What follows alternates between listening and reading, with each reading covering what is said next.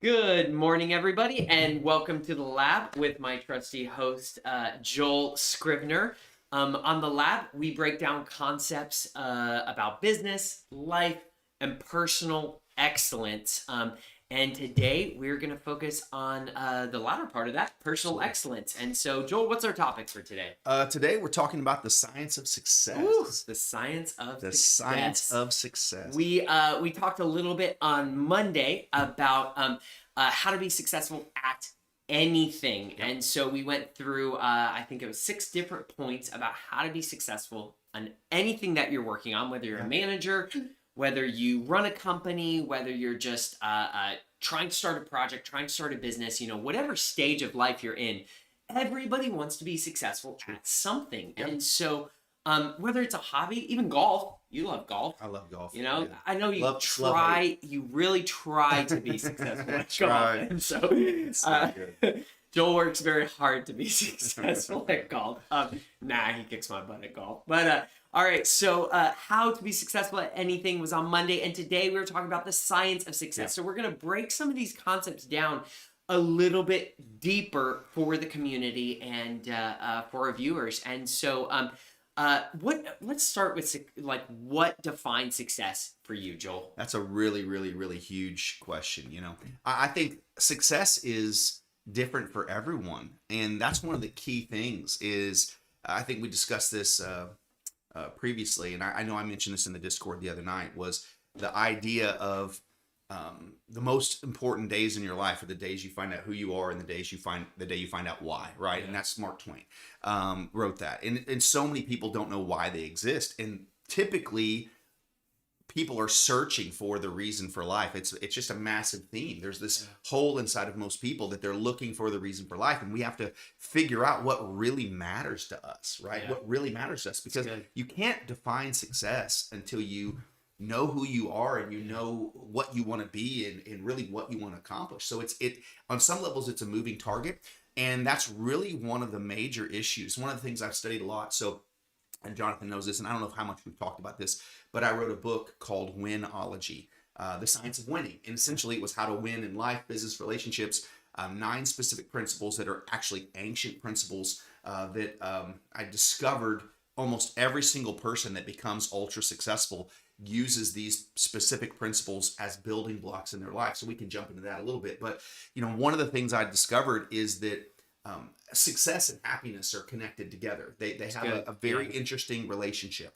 And a lot of people, would you say happiness is success? No. I think they have a relationship with each other. And one of the problems is that, and there's actually, this is fascinating to me, but there's an entire study of happiness that came out of Harvard University, about a 20-year study that's been going on and on the science of happiness, of what is happiness, where does it come from, how do you find happiness? And there's so much to that. But one of the misconceptions, do you know who Nicholas Copernicus is? I have heard of Nicholas Copernicus. Nicholas Copernicus was the first person, I believe, in the 1500s. I was thinking he was from Rome, so maybe Italy-ish, Copernicus, but so everyone's heard of Galileo, who had constellate, whatever, all that kind of stuff. But astronomy, Nicholas Copernicus was the one who wrote the thesis, essentially, that the sun is the center of our universe, and the planets revolve around the sun. Before Nicholas Copernicus, the belief was that the Earth was the center of the universe and everything revolved around the Earth because we stay still and we look at the sky, everything's rotating. Well, he was the first one, and they thought it was heresy, right? This is a ridiculous concept. But now we know it's actually true. Well, the same thing out of the Harvard business or the Harvard study on the science of happiness, the connection between success and happiness was similar to that idea of, or the misconception that the universe revolves around the Earth. It actually revolves around the sun. And so in the same way, most people feel like and think that happiness revolves around success. Wow. So when I become successful, then I'll be happy. And it's actually not true, because success is a moving target. Right. So if I love football, specifically college football, but this week I got to root for the Dallas Cowboys, and it actually was fruitful. Well, we finally won again. He said we finally won in 40 years. So disappointing. So disappointing. But on a football team, you work hard, you win a game. Well, at the end of the game, guess what? You celebrate, but next week you're playing again, and you might be playing Tom Brady. And I mean, so every single week you have the chance to lose, right? And if your happiness is connected to your success, then you're not going to be happy because you can lose at any given moment, right? If your happiness is connected to your success in investing in NFTs and the stock market and whatever, you can make some pretty bad moves, and your happiness can be fleeting, right? And so what happens, and this is what was the interesting thing with this study at Harvard, was that they had everybody at Harvard, it's just the smartest of the smartest of the smartest. So they, what does this say back here? Okay, it doesn't say the college is dead part. No. That's the other philosophy. College is dead. College is dead. Please don't tell That'll be another hoodie. Yeah, don't tell my 18-year-old that yet. Not yet. Anyway. She'll find out first. We have to find the right way. Figure it out. So at Harvard, what they found is that you have all these valedictorians. You have all of these 4-point plus grade point average. I mean, people with 4.3s and 4.6s. And they're used to being the smartest person, the most successful person in their entire school, in their entire city, whatever. And then they get to Harvard, and guess what? They're average. They're average. And they realize within 2 weeks of being at Harvard, these kids that literally have worked their whole life since middle school to accomplish their dream, they finally arrive. They finally accomplish their dream. They finally have their success, and they're not happy. Now they're getting on drugs. It's because and we talked about this on Monday, the goalposts consistently move. Absolutely. And we talked about how, like, okay, so you have $1 million in your bank account, and then you sit there and you're like, well, now what? Now what? What's next? Where am I going next? And so goalposts constantly move when you focus your happiness. And it's really hard for performers. Yes. Jonathan and I both share a similar personality type. We share on the Enneagram. I'm sure we were a similar number. On different strength finders, we're very similar. And when you're a performer or an achiever, it's hard to be happy because there's always the next thing, and you accomplish and you succeed, and then you're like, and then who's cheering for me? No one's cheering for me. Crap. I thought success is a lonely road. Right. So now here's what's important, and here's what's really interesting. What they found at Harvard was that happiness did not revolve around success. Success revolved around happiness. Ooh. And the most successful people in the world. Preach. You should just say it. Say it again. Real Done. Quick. Okay. Happiness doesn't revolve around success. Success revolves around happiness. And the happiest people, or the most successful people in the world, are people that learned how to get happy. Yeah. Because guess what? People want to work with happy people. Yeah. Right? True. There's something about it. It's again, it goes back to quantum physics. It goes back to positive energy. Yeah. It goes back to every single cell in your body has an electrical charge. It's either positive or negative depending on your thoughts, your attitudes, your words, your whatever. And you literally create an energy around yourself based on your attitude. And let's actually stop there for a second because we're talking about the science of success, right? And so one of the things I promised everybody on Monday that we would talk about today in the lab is breaking down the actual physical effect that your thoughts and your mentality have. Because, on Monday we talked about, hey, you have to believe. You have to believe something's possible. And it's like, well, wait a minute, belief comes from the brain, but it doesn't. It comes from the heart. And so how do you break down the actual science behind the power of not just your thoughts, but your intentions and and I kind of teased how my sister, she has multiple doctorates and she talks about this stuff all the time. And she actually got one of her doctorates talking about how your actual intentions and what is around your heart, like the scientists have found this, what's called the intention ring or the heart ring, and it affects everything around you, and it is pre-thoughts. So it's before your intention gets to your brain, and your brain creates thoughts. Your brain creates thoughts, but your heart creates your intention. So let's break that down a little bit. You love talking about that. How long is this podcast? I mean, we could do episodes and episodes off of this. I've studied this stuff for at least a decade or more. Probably 12 years at this point. I love this stuff. And so number one, I have a crazy story to tell you that connects into this. In fact, I'll tell it first. So I had a friend named Nick. Okay. Nick was a massive, probably 6'5", 280-pound African-American, a friend of mine, college football player. Now he was in his 30s, big, strong, studly guy. But Nick had a weak heart, big body, strong body, weak heart. So Nick was in his late 20s and his heart was failing. And he and I went to church together. We were friends with his family. In fact, I just saw his wife and kids this last week. But Nick's heart was failing. He was on the list for a transplant. So Nick finally, he gets his opportunity. He gets his new heart. He went, and I went to visit him in the hospital. And he was in recovery. He'd been maybe 3 or 4. It was in the first week of recovery. Yeah. And he said, I said, how you doing? He said, man, I'm doing good, but it's weird. I said, what do you mean it's weird? He goes, well, I'm having these weird thoughts and these weird dreams. I said, okay, keep going. Yeah. He goes, but they're not like dreams. He goes, they're vivid. He goes, I mean, I can smell smells. Wow. I can taste flavors. I can see every color. He goes, and they're graphic. He goes, every detail. They're unbelievably graphic. This was after he got a new heart. After his new heart. Wow. And he said, what it feels like to me, he goes, they don't feel like dreams.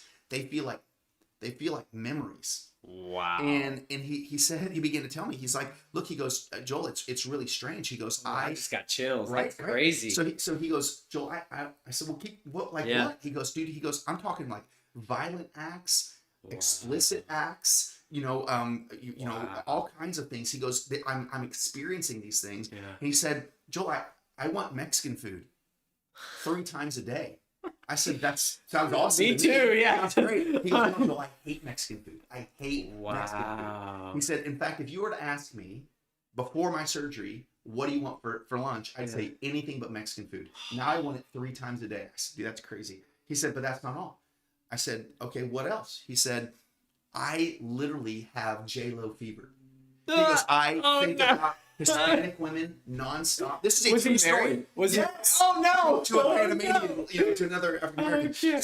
So I mean, he's like, I nonstop think about Hispanic women. It's like it's. How do you really explain that to your wife? Exactly. He's like, hey, I got this new heart, but put a thumping on you too. But so he literally, I said, dude, you need to talk to your doctor. Well, long story short, he got his heart from a Hispanic, 40-year-old Hispanic man who died tragically in a car wreck, and so big African American Nick gets a 40-year-old Hispanic heart, but he didn't just get a pump. Yeah. That pumped his blood. Yeah. He got the man's memories. He got the man's desires, his appetites for food, for sex, for everything you can think of. I mean, which means that all was stored in the heart. Yes. So the science, and so here's another interesting thing, is your heart actually has over 40,000 neurons, okay? Neurons are the part of your brain that initiate conversation. Yeah. They start the signal. So what that means is that your heart has the ability to start the conversation with your brain. Okay? So there's an ancient proverb that says, as a man thinks in his heart, so is he. Yeah. All right? So this is, thousands of years old statement. Yeah. And now modern science is proving that your heart actually thinks. Wow. Your heart actually believes. Your heart, the core of who you are is connected to your heart. And your brain is just the computer that runs it. But your heart originates, the truth of who you genuinely are. That's incredible. Right? So that's why it's important to guard your heart. That's why it's important to make sure that you're, because I could go on and on and on about this, but let's come back to this idea of a thought. So now we have to recognize, according to science, that your thoughts, again, as a man thinks in his heart, so is he. So your success in life, what you're able to accomplish, everything starts with a thought. Okay, I don't know the exact number, but it's millions of thoughts a day that you have. Millions of thoughts. Everything that happens inside your body. I have about 3. So. This guy's brain runs so fast. But millions of thoughts. You're only aware of about 3 to 5% of your thoughts.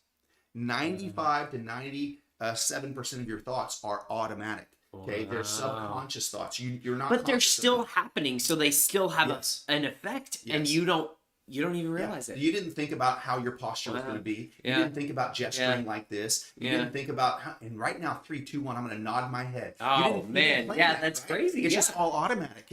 Everything you do is automatic. You only have 3 to 5% of your thoughts that are actual conscious things that you can choose and control. Yeah. Now, what's interesting is, of those thoughts, what they've proven scientifically is that every single one of the thoughts that you're aware of, you have an opportunity to make a decision about. Okay? So we have thoughts. When we're aware of a thought, that means we have power over that thought. Yeah. So every thought comes with a choice. All right? So now what's also like interesting, a giant PVC pipe And then it splits into two PVC pipes. And it's like, do you accept it or do you just get rid of it? So watch this, okay? When I say math, what do you think? Just okay? geometry. Did you hear it? I hate it. I hate math, chemistry okay? And you probably have a memory. Yeah. You might have even had a gut reflex to that. I hate You might have even had you think about a math test. Yeah. You think about standardized math test. And you're like, oh, horrible. So every single thought is connected to a memory. It's connected to a feeling. Yeah. And that's why you can think about grandma's cookies or whatever, or you can think about Christmas morning, or you can think about a birthday party, or you can think about, your first kiss with your wife. You can think about these memories, and it connects to a feeling. So it's a thought and a memory and a feeling, and they're all intertwined. Yes. Right? Yeah. So your thoughts are not just, scientifically speaking, your thoughts are biochemical and electromagnetic reactions. So they're actual things. They're things. Thoughts are actual things that we have to.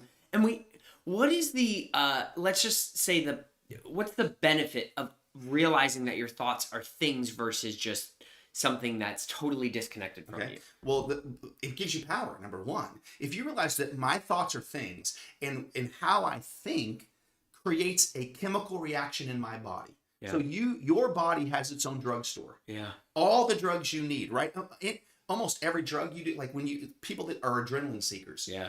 Adrenaline is a drug. I love it's in your body, right? People that are comfort seekers, dopamine is a drug. It's in your body. There are all these, serotonin is a drug. It's in your body. So there's all of these different things that make you feel a certain way. They're all drugs that your body makes. And a chemical imbalance oftentimes is a thought problem. Wow. So if you have a chemical imbalance, your body's not creating the right drugs, oftentimes it's because you're not thinking the right way. I read a study that 70% of diseases that we know of in our modern age are connected to your thought life. That's incredible. Right? But I think what's so powerful is the fact that if you know that, and my brain just totally went blank because I'm thinking of 3 things at once. So forget. Yeah. I literally just totally blanked out. So anyway, all right, back on track. So the thoughts that you don't remember, you can't control. I'm sitting here what's great?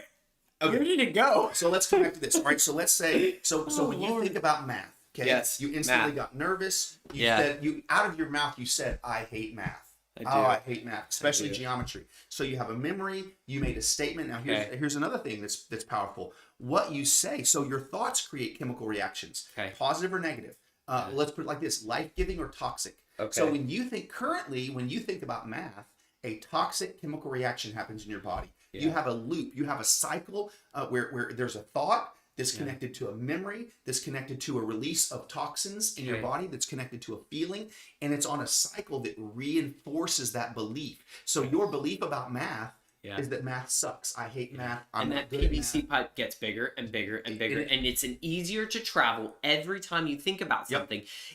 That's why negative people tend to stay negative and positive people tend to stay positive, is because the PVC pipes, the pathways in your brain just get stronger and stronger and stronger, and you're reinforcing. If you are a negative person and you're reinforcing that negativity over and over and over again, then it's harder to become positive. And that's why a lot of people, when they accept failure, when they accept failure or frustration, or they say, I am a failure, or I am, the beliefs about ourselves, consistently create those thicker PVC pipes, Well, and we all know that our brain has trenches, right? Yeah. And those thoughts create trenches. They're neural pathways, right? And they're easier to travel the more you think it. And most people have heard the term neuro-linguistic programming, which most people have heard that they've term? Heard the term. They probably, maybe they haven't. I don't know.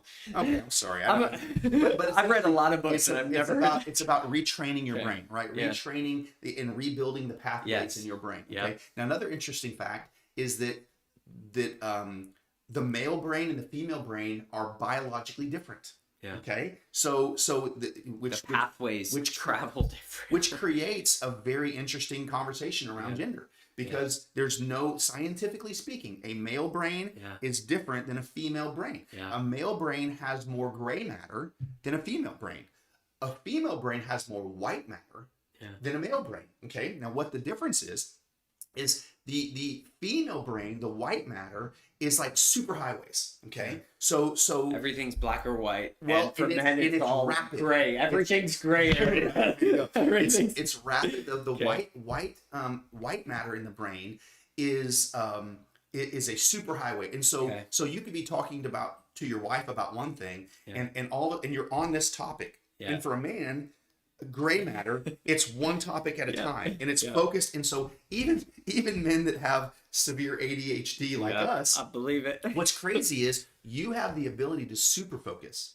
When you find a focus point, it's super focus, and you are in your own world, and nothing else exists. You're in this world. Men have an ability to compartmentalize, and it's biological. This isn't about mansplaining. This isn't about, this is actual science. It's biological. It's more gray matter or more white matter. Okay. So gray matter says I can hyper focus, I can hyper whatever, I can compartmentalize, I can go to war, I can go to work, I can go to whatever. I can be and have tragedy in this part of my life, but button it down and go boom. And it's not like women don't have gray matter. They do, but they have more white matter. White matter, what it does, it's the superhighway. And the white matter allows women specifically, they have a gift to be able to think about way more things faster, where men are thinking about one thing, super dialed in, right? And so it's, and that's why my wife makes me better, and I make her better, because we have different strengths that we're able to do. So a woman, the way scientifically speaking, is that a woman, anything that is unresolved, the white matter is like a superhighway. So if she has an unresolved fear, if she has an unresolved anger, if she has an unresolved, which is why, as a married man, you can go south fast. I'm just going to drink my coffee. Science. We're talking about science, right? So as a married man, we've all been in conversations where we say one thing, and all of a sudden something from 5 years ago pops up in our wife's mind, and now she's talking about this thing, and it's like, what? I have friends that are like that. You know, they can't. It's like we're having a conversation, and then the conversation we had 2 days ago comes up, and I'm like, right. Well, it's unresolved. I thought we talked about that. To a man, it's resolved and it's settled, and we move on. To a woman, it's unresolved, and as long as it's unresolved, it pops up, and it's just because they have more white matter. So they have an ability to rapidly move between topics, where men typically are more.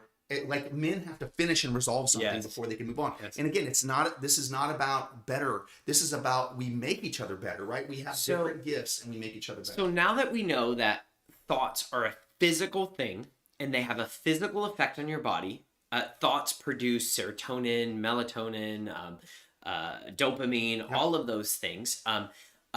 And we also know that our brains have different tools in them. Men and women have different tools in their brain. Men have gray matter that helps them accomplish different tasks. Both have gray, both have white. It's just more of one or the other. More. So how do we take that and use that to our advantage? Because we're talking about the science of success. So how do we turn these concepts of what science has actually proven in our brains to, how do I make that work for me? So first and foremost, recognizing, because you asked another question that we didn't quite finish up on too, so I want to make sure that we go back to that, is if I have negative thoughts, that means I have the ability to arrest that thought. And so you don't have to, for the rest of your life, every time you think about math currently, you create a toxic cycle, you release toxic chemicals, you poison yourself. So what Jonathan has to do, and I had to do this too, is I literally came to a place where I changed my statement about math. I changed. So I took that, and that's how you arrest the thought. So I have to disagree. So let's pretend that there's a library. I'm going to use your phone like it's a library book. So in your brain, there's a memory. You had a bad memory. I had a bad memory when it came to math. And so every time you think about math, your brain reaches up and pulls a book off the shelf, and it says Math by Jonathan Bodnar. I hate math, chapter 1. In third grade, I was doing 7 reasons why I hate math. And you have literally a library book in your brain of all the reasons you hate math. So what you have to do when you have that thought, I hate math. Rewrite that book. You have to rewrite the book. So what I began to do is say, you know what? I'm a smart guy. I can learn math. I can be good at math. I may not be Einstein. I may never be the best in the world at it, but I can improve at math. All I have to do is think differently about math, apply myself to it. I can learn almost anything if I apply myself. So I no longer say, "Ooh, I hate math." You know, now I say a possibility instead of a a toxic memory instead of an absolute. Yeah. It's a possibility instead of an absolute. That's awesome. So you can do that with anything. Now, let's take it to relationships, because you want to be successful in anything. Yeah. A relationship. Okay. I got my heart broken at 14. Yeah. All right. I got my heart broken again at 15. I said, never again. I had a chapter in my book. Dude, okay, this is so funny. I named my first car Girl. Oh my gosh. And you know why? Because my car would break down on me all the time. And I couldn't count on it. And that's how my relationship was with girls at the time. I got my heart. This girl broke my heart. This girl cheated on me. I had a bad experience. I had a bad chapter in my life. Yeah. And I would pull the book off the shelf, and it was, Don't Trust Girls by Joel Scriver. Okay, I want to know in the comment, what was your first car's name? If you had a first car, need to know. What was the name of the first car? Mine was Sophie. Yeah. Because I just love the name Sophie. There you go. I had a dog named Sophie.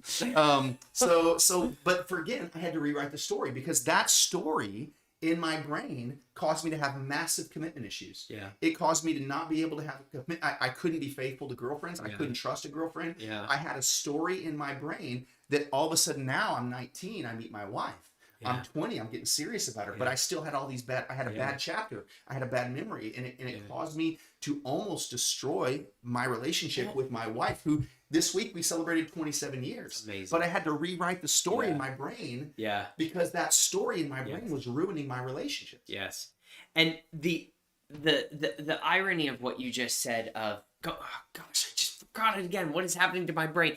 You just said a second ago, you said, oh my Lord, I can't believe I'm talking this. too fast. We're gonna need you are. We're gonna need. You got me excited, Jonathan. Oh, okay. So, sorry, I shouldn't have clapped. So this is unscripted, just in case you were wondering.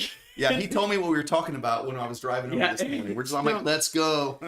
So, you said you have to rewrite that story. So. The irony of like the concept of the story being this book that your brain pulls down and everything is the story can very quickly become a belief. Yes. About everything. And you've heard people say projecting, right? Yes. So, you're projecting that anger on somebody, or you're projecting your prior hurt, or you're projecting, whatever on someone else. And my wife says it all the time because she's a counselor, like, you're projecting your stress on me, or you're projecting how you feel. So really what that is you're taking that story and your brain is saying, this happened in the past, so this must be true about everything. Yeah. Or about all girls, all women, I just have no luck with them. That's the truth. So your brain translates your experience into a truth. Yeah. And you're sitting there and, I kind of get annoyed when people say my truth, because I'm like, well, that doesn't make any sense, because you can't have your truth, because truth by definition is a singular. It means unchanging. Yeah, it has to be one truth, right? And so it's like it's either red or it's green. You can't switch and say, no, that's red and now that's green. It's like, well, no, we've all agreed that red and green is this, right? So, but when you're thinking about your brain, it kind of is a my truth situation, because you're saying your brain is lying to you. Yes. Because it is taking a story or an experience from the past off the shelf and saying, okay, so the math example, like math sucks and I have zero need for it, right? And then it's translating it into a truth of, you don't actually need math, and which I do. I run multi-million-dollar companies. Right. I need it every day, and so I just think it's so interesting to take the concept of the book and realize that your brain is turning that into a truth and applying that to everything in your life, when that could be a lie. Yes. That could be a lie, because think about it. Like if your brain takes a memory that, say your father, right? I'm going to dive deep here. Your father's like, you're never going to be successful. You're going to fail. Yeah.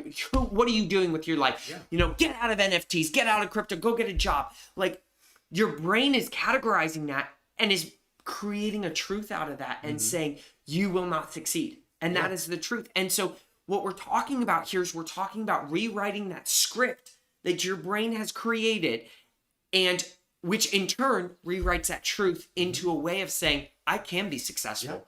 I just have to apply myself. Here's how it becomes an opportunity instead of something that's concrete and written in stone. And you're changing the biochemical and electromagnetical frequency of your body.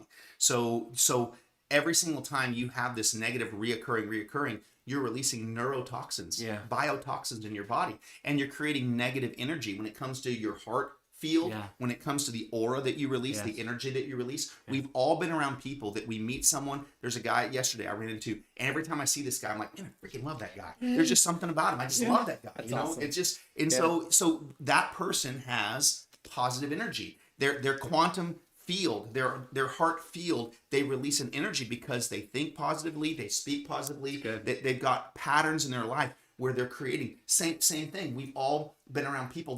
You've heard of body chemistry, right? There are people like for example, my wife and I, we instantly, when we met, we instantly became best friends. Wow. Instantly.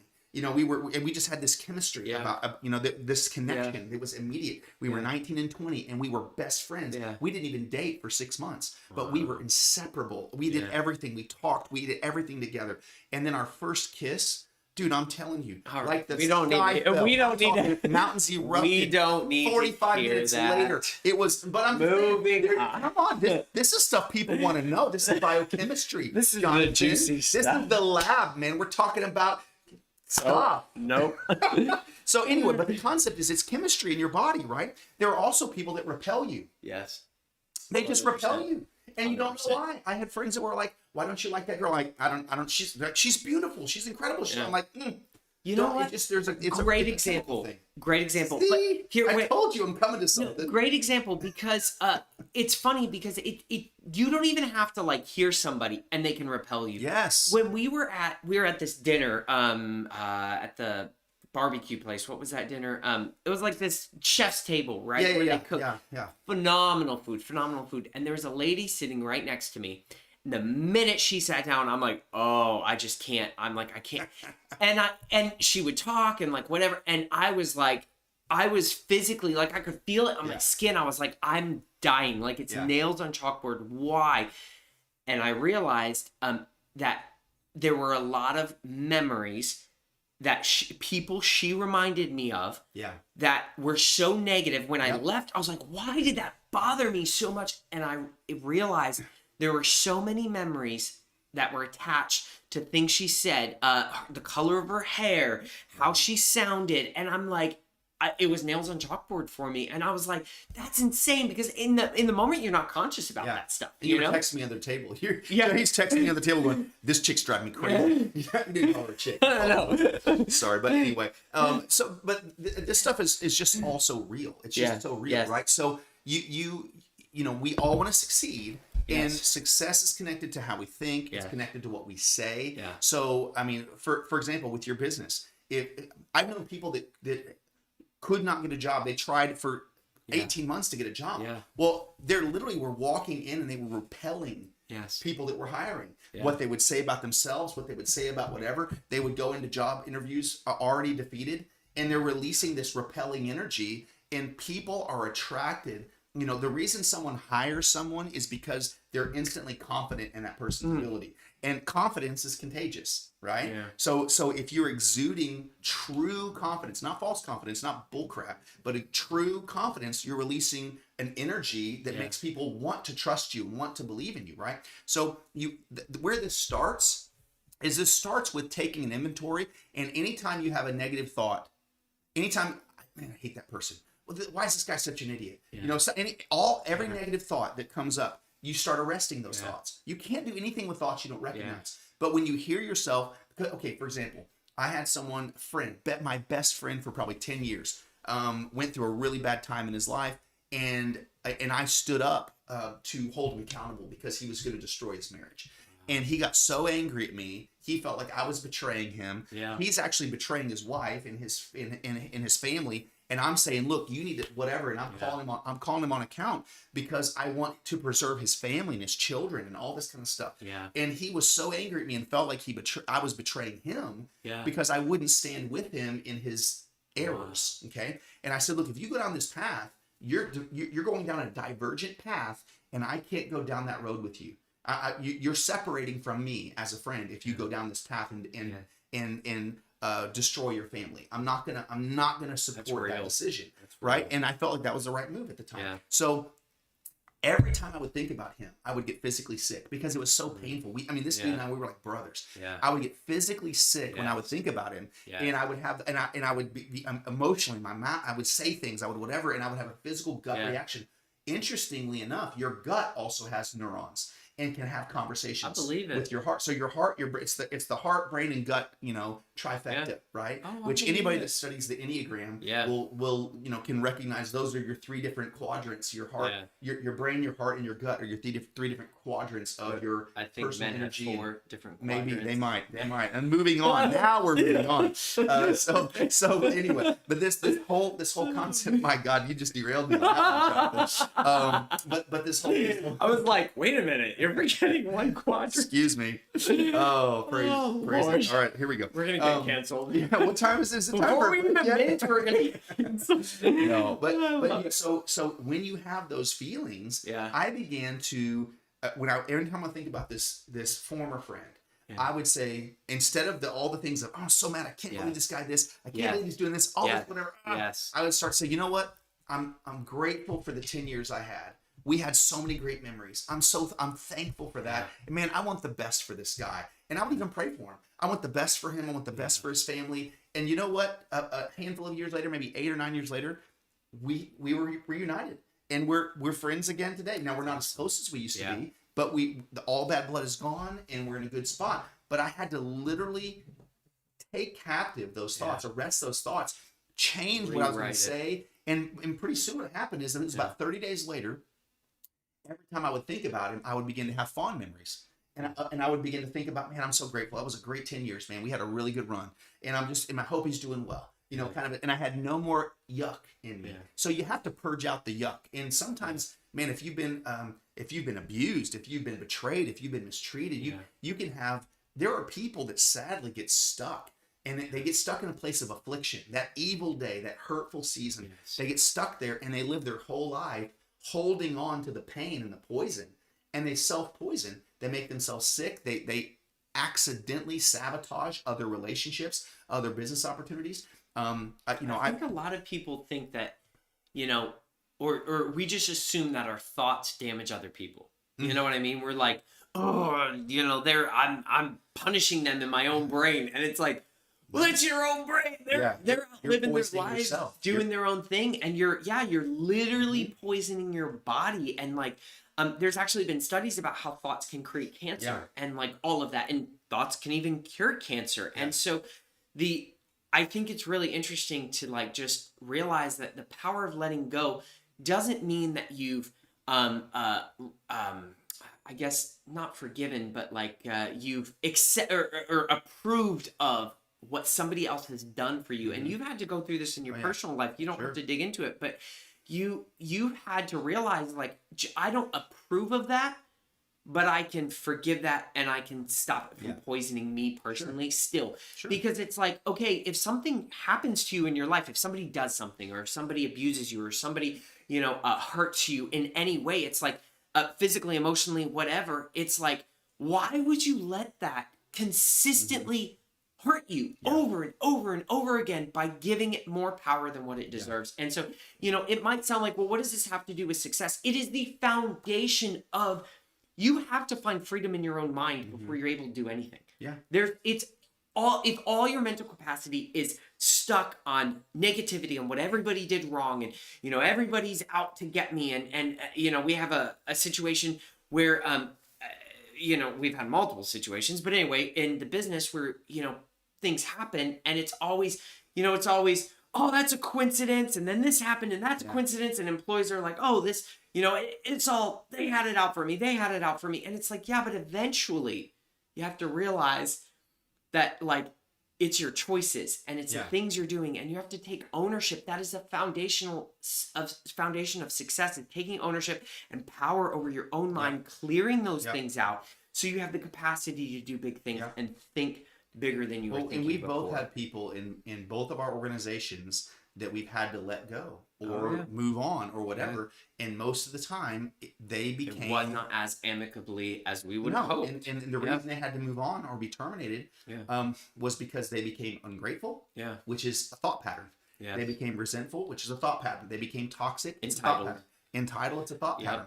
All of these different things. And I've walked through a situation where someone stopped trusting me for whatever reason, and stopped being grateful and trusting, and next thing you know, they self-sabotage. Yeah. And if they had just trusted, they would have walked into an incredible Because opportunity. they kept believing, they every time their brain Yep. thought about you, they'd pull that script down and Mhm. it was the same thing, and that became a truth. Mm-hmm. Instead of just an experience, it became a truth. Yep. And we're not talking about rewriting your memories. We're talking about rewriting the truth that your brain attaches to those memories. It's like, Yeah. yes, that happened. I understand that happened.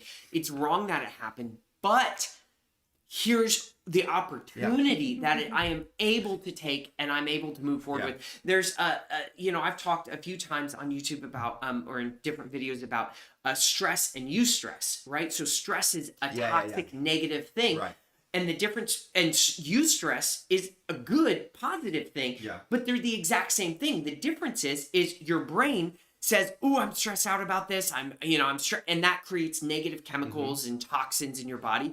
And then the minute that your brain, all you need to do to turn that stress into a positive action, where your brain starts releasing the chemicals that move your body into action and move your brain into action, and it is opportunity. The only difference between them is you thinking, this is stressful, I'm so tired, I'm so frustrated, to this is stressful, this is hard, how do I fix it? What can I do? And giving your brain an opportunity is what tears that wall of those experiences, that wall of those issues down.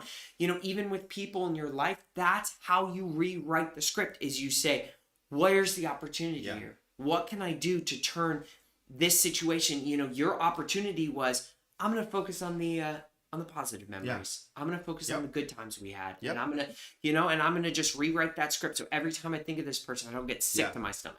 We probably need to take a break for a little bit. When we come back, I would like to talk about, are we doing breaks still? We are actually, I should have told you beforehand, we are actually cutting off a little bit early, so we have about 15 minutes. Okay, good. So we have about 15 more minutes. Sorry, guys. So this is all live. This is unscripted. We're just doing this thing. But yeah, we have about 15 more minutes. So let's apply the fact that your thoughts are physical items. Your experiences create a script that your brain uses over and over again to create a truth that your brain then goes, it's a filter that your brain sees everyone and everything through. How do we apply all of this to the success in our lives, in our businesses, in our management? I know you gave a very practical example of, here's how I rewrite it, but let's break that down. Like, how do we actually apply these very big scientific concepts to our lives right now today? What can we do right now today to be better and more successful? Okay. So I'm going to say the very first thing is what we've said already, is we begin to pay attention to our thought life. We begin to pay attention to the words that come out of our mouth, because your thoughts release a chemical reaction. Your words, when you hear your words, it magnifies the chemical reaction and the electromagnetic reaction. So that's just the scientific reality. Out of the mouth, the heart speaks. Yes. So your belief is reinforced by your hearing. Faith is built by hearing, right? So that's number one. So everything we do, every single person, if you're going to be successful, your belief system or your personal faith for life. Faith doesn't have to be about religion. Faith is about your belief system for life, what you believe to be your future. This is what is actually possible versus what you believe, can't, and you can't do anything without believing it's possible in the first place. So then now it comes back to perspective, adjusting perspective. So one person sees an obstacle, another person sees an opportunity, and the only difference is perspective. That's right? Good. We talked last week about during like a recession that we're in, or maybe even moving into a depression that we're in. Multiple millionaires are made in these times, and it's because there are certain people that can see an opportunity when other people only see an obstacle. So a lot of times you got to back. Like if I'm too close to this microphone, I can't see it clearly. So I have to change and back away and get a different perspective. I actually learned this reading about POWs and people that were prisoners of war, and they created unrealistic perspectives. We're gonna get out by Christmas. We're gonna get out by New Year. We're gonna get out by Valentine's Day. We'll be home. But we're gonna get out by spring break. Well, we'll be back with our kids.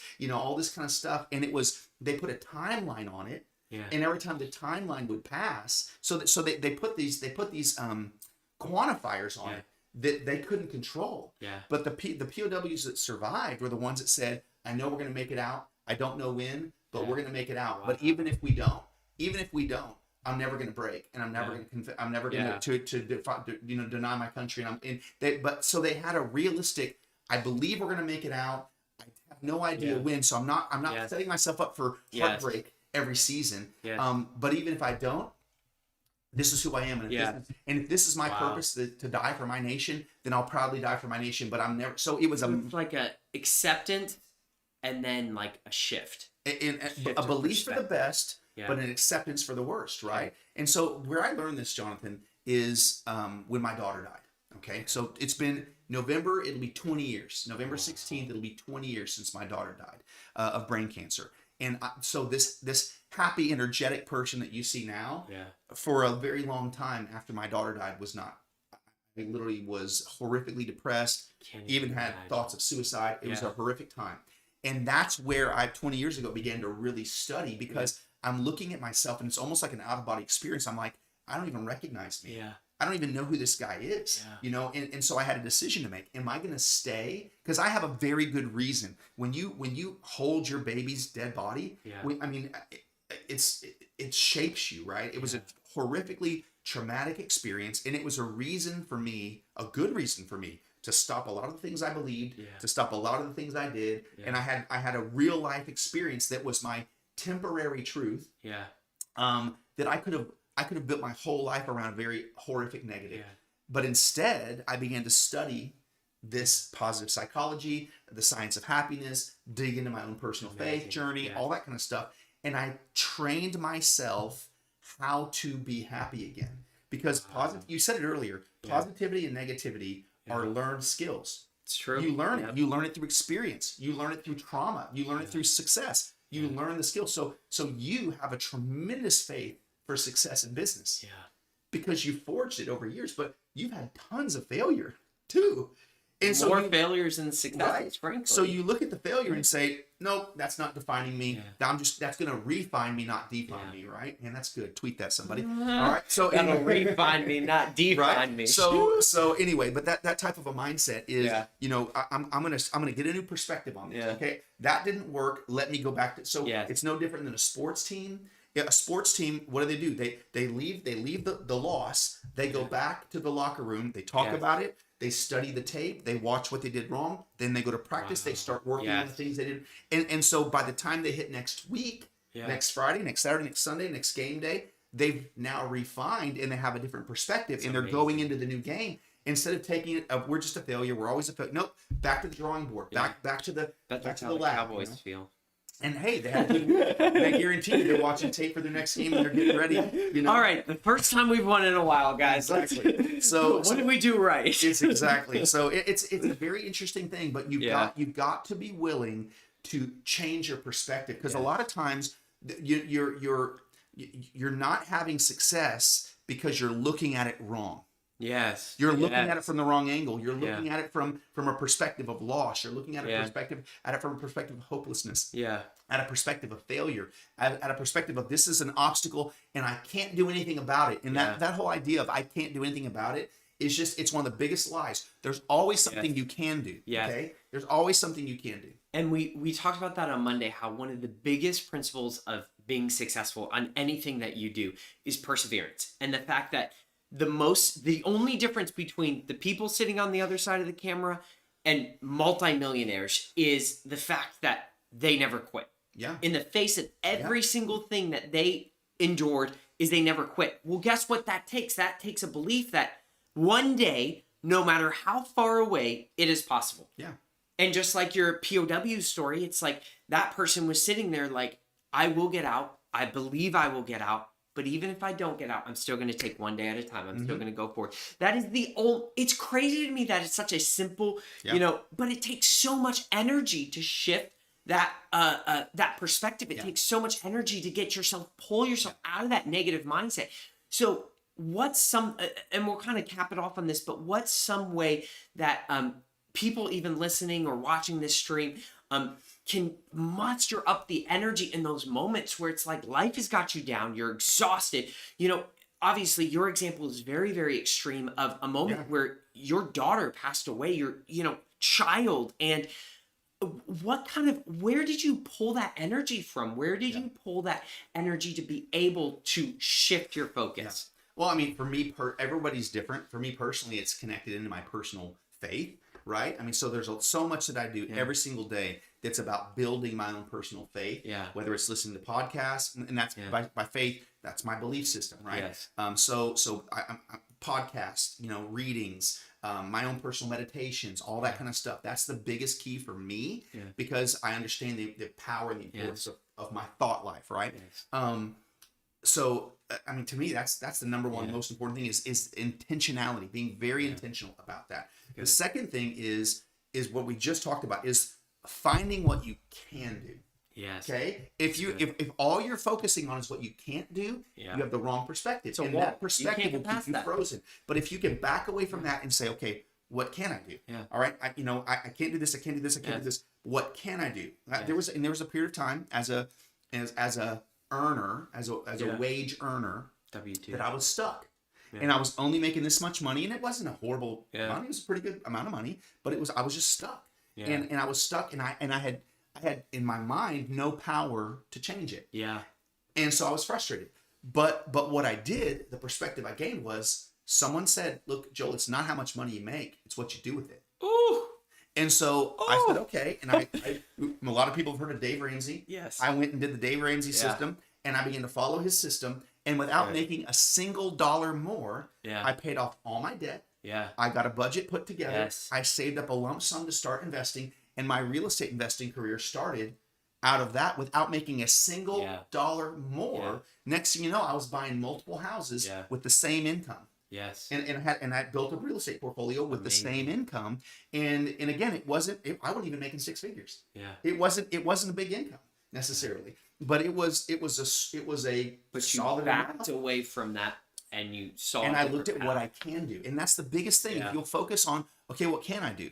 I can't change. For example, I've been married 27 years now. Yeah. There's been times in my marriage where I didn't know if we were going to make it. Yeah. I mean, it was bad. We had tough times. And so I could either look at, what's wrong with this or what's wrong with her, or you can't change any other human. Yeah. You can barely change yourself sometimes, right? So I begin to say, what can I do better? What can I focus on? Yeah. How can I be a better husband? How can I be a better whatever? Yeah. At almost every single problem, if you'll come to a place of personal reflection and then personal refinement, you can create a shift and a change simply by going to work on yourself. That's awesome. But it's hard, and most people just want to make excuses. Yeah. Yeah. It's easier to make an excuse. Yeah, it's easier. I kind of had this visual in my head when you were saying that, when you're saying like kind of back off and get perspective, is this like, think of like a desert or like this field, right? And then there's this massive, massive wall, but let's say it's 100 feet wide, right? This 100 feet wall in the desert, and you're standing right up against the wall. It looks impossible. You can't get over the wall. Let's say it's 100 feet high. You can't get over the wall. And you're looking to the left and the right, and it looks like it goes forever because you're right up against the wall. And as you begin to take a step back and look, you say, oh, well, I'll just go around it. Yeah. Right? And so it's like when you're only looking at what you cannot do, that blinds you because you're sitting there staring at the wall like, I can't walk through brick. What do I do? And it's like, no, take a step back. Yep. Like, take a step back and you can see multiple different paths that you can take. And so I think that this has been incredibly helpful.